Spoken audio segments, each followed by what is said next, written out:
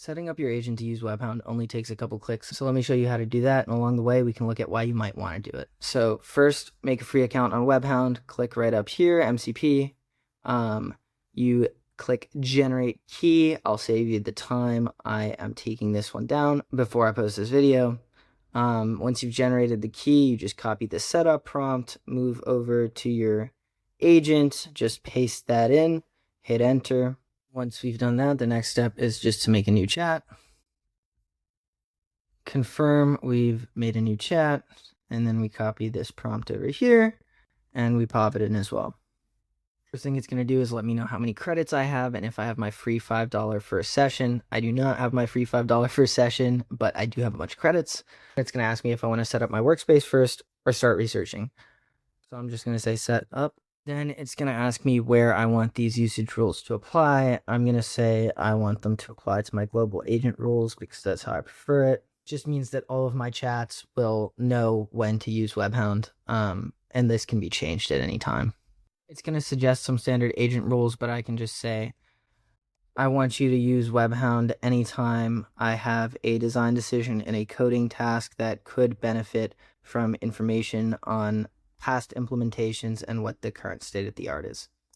In my own setup, I have a bunch of these scenarios that I've put into this file so that Webhound is really being used when it's most useful. It's also going to ask me what budgets I prefer. I typically run my sessions between $1 and $50, depending on how important I deem the information or the decision to be. For the sake of this demo, I'm just going to say, for now, just run every session at $5, because that's the same as the amount you get for free at the beginning. Does look good? I'll just say yes. So now that we have the rules set up, let's see how it works for a simple one-shot coding task. So earlier, I had Codex build a browser-based physical modeling string instrument, and asked it to do focused technical research on the plucked string synthesis before doing that, and this is on 5.5 extra high. So let's run the same thing now that we have Webhound installed and see how the two compare. All right, so it's finished up now. Let's take a look at what it made. Or I guess I'll listen. So let's see what the nylon sounds like. Pretty accurate.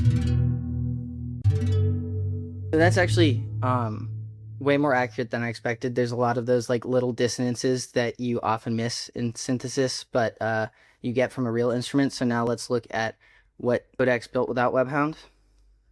So I've got very similar looking setup. Also got the nylon first so we can compare.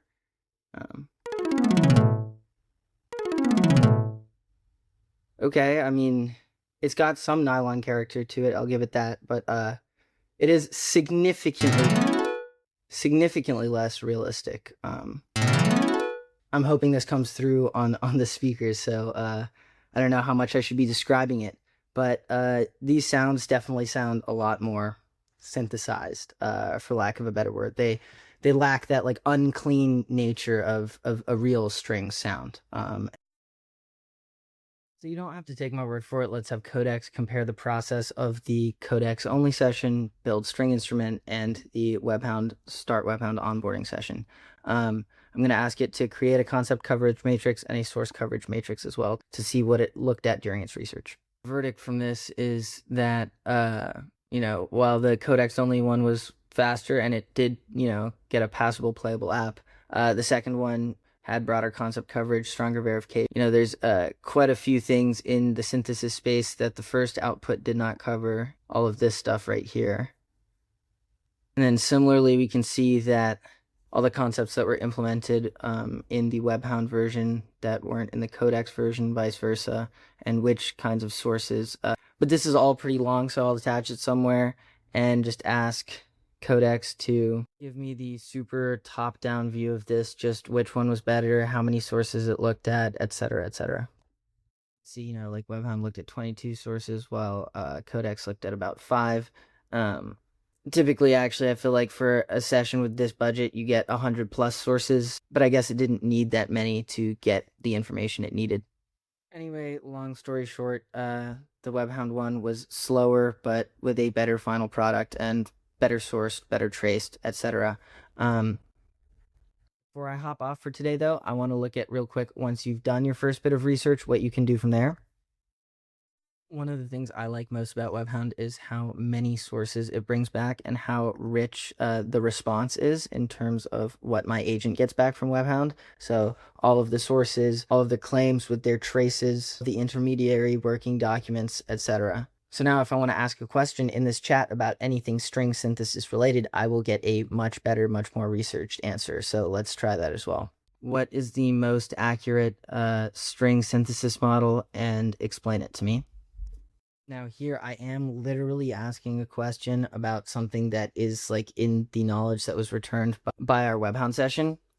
However, I typically like to use this when I'm asking more like about something that's informed by all of this adjacent information that's in my Webhound session. So if I need it to know like a specific domain really well, I'll have it research that domain and then I'll ask all of my questions in that session. And that context just helps give it like a more research take on the space. It's less average. All right.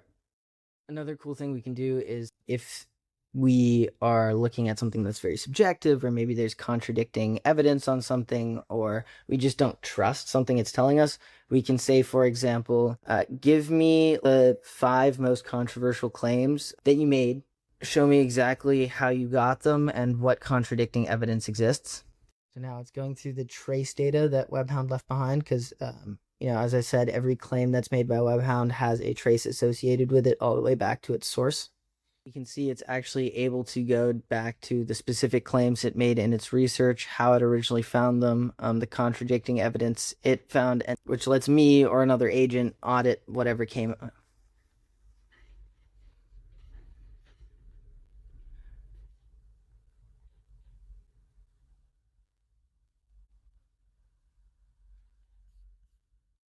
And that's a super easy way for me or another agent to audit and see where there's uncertainty. Yeah, those are the basics of using Webhound as a research sidecar for your own agents. See you in the next one.